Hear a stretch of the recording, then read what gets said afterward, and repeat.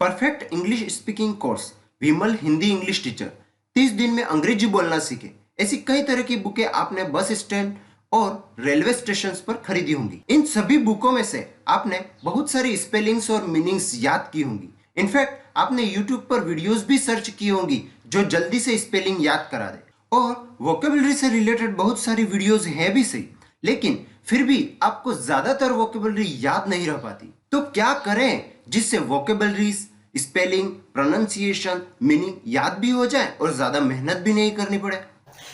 यही सब जानने के लिए वीडियो को लास्ट तक देखते रहिए। सो हाय गाइस, मैं हूं अजय और आप देख रहे हैं वोकेबलरी फटाफट याद कैसे की जाए। दोस्तों, आप बुक्स और वीडियोस से वोकेबलरी पढ़ पढ़ के 1 घंटा, 1 दिन या फिर ज्यादा से ज्यादा 1 सप्ताह तक याद रख सकते हैं। पर उसकी जगह अगर आप वोकेबलरीज की प्रैक्टिस इमेज के साथ रोज के रोज करें तो यकीनन 1 महीना, 1 साल या फिर हो सकता है हमेशा हमेशा के लिए याद हो जाए। इसी साइकोलॉजी को ध्यान में रखते हुए कुंज कॉर्पोरेशन ने इमेज के साथ वोकेबलरीज की प्रैक्टिस करने के लिए एक सॉफ्टवेयर बनाया है जिसका नाम है सिंपल वोकेबलरी। इसे मैं स्टेप बाय स्टेप आपको बताता हूं। डेस्कटॉप पर सिंपल वोकेबलरी के फोल्डर को ओपन करें।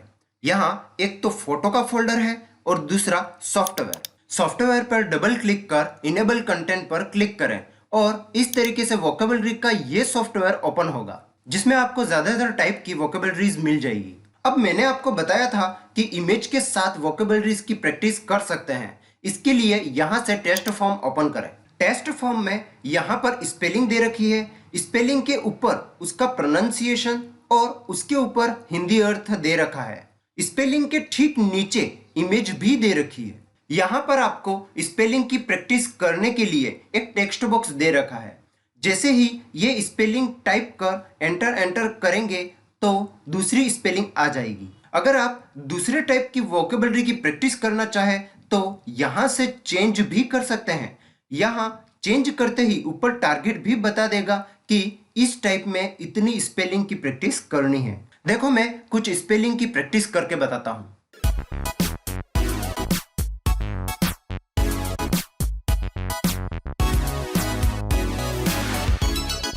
अगर आपको किसी स्पेलिंग का प्रोनाउंस पढ़ने नहीं आ रहा हो तो सिंपली यहां पी पर क्लिक करें जिससे कंप्यूटर प्रोनाउंस करके बताएगा। जैसे जैसे स्पेलिंग उतारते जाओगे यहां टारगेट कम होता रहेगा और नीचे लिस्ट बॉक्स में स्पेलिंग उतरती जाएगी। मान लो आपको पहले वाली स्पेलिंग की प्रैक्टिस वापस करनी है तो लिस्ट बॉक्स में वो स्पेलिंग सेलेक्ट कर डिलीट कर दें। और अगर सभी स्पेलिंग की प्रैक्टिस फिर से करनी है तो क्लियर ऑल बटन पर क्लिक कर दें। ये तो स्पेलिंग की प्रैक्टिस करने के लिए ही है।